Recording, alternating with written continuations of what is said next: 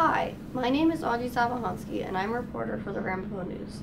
Over the past year, Adjunct Professor Jeff Williamson has been investigating and cleaning up a family cemetery behind Ramapo's Sculpture Garden off Ramapo Valley Road that contained the graves of families that lived in the area in the 17 and 1800s.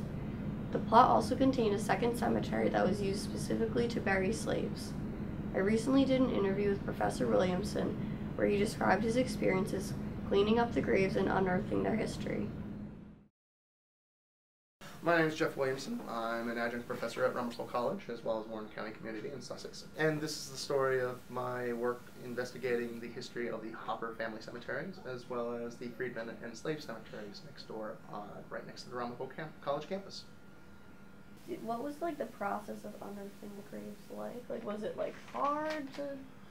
Well, we haven't unearthed a lot of them yet. Yeah. Basically, an ex-student of mine mentioned them to me. Yeah. And then we went over and kind of looked at the place. We cleaned it all up. We were kind of hoping that we would kind of scratch the surface and find some of the missing stones. Yeah. We didn't look out. Yeah. We found we were able to clear off the tops of 2 footstones, and we were able to identify the initials for that one. And the next goal was to go up there with probing, essentially metal rods.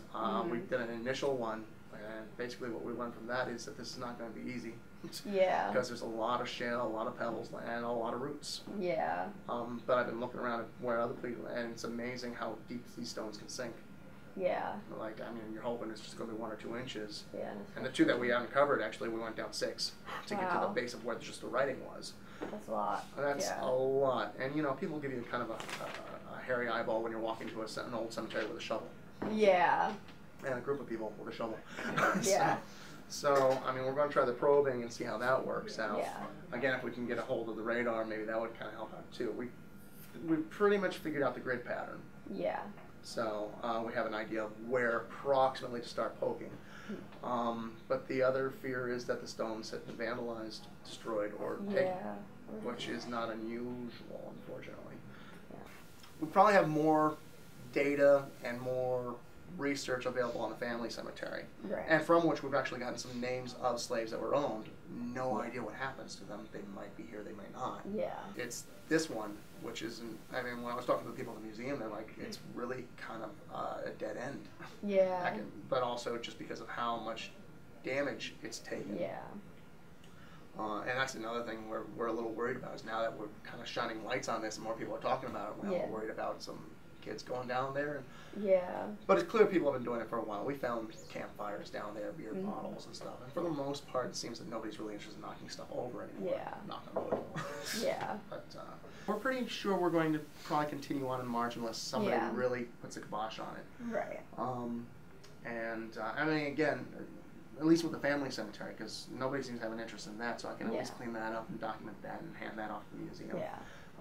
And I even told these 2 young ladies that, if the slave cemetery ends up being kiboshed for whatever reason, I felt kind of bad because it seems to be a patch that brought everybody's attention on it.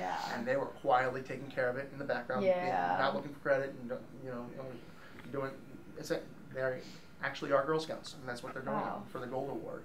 That's really great. And we just want to clean it up and preserve it. And I was like, well, that's what we want to do too. And God forbid we need some money involved. The publicity hopefully will help. Yeah. I felt bad. I was like, look, if this ends up kind of blowing up in our faces, you want the family cemetery? Yeah. So, well, what can I do to help you guys out? Yeah. So, that's where we're at.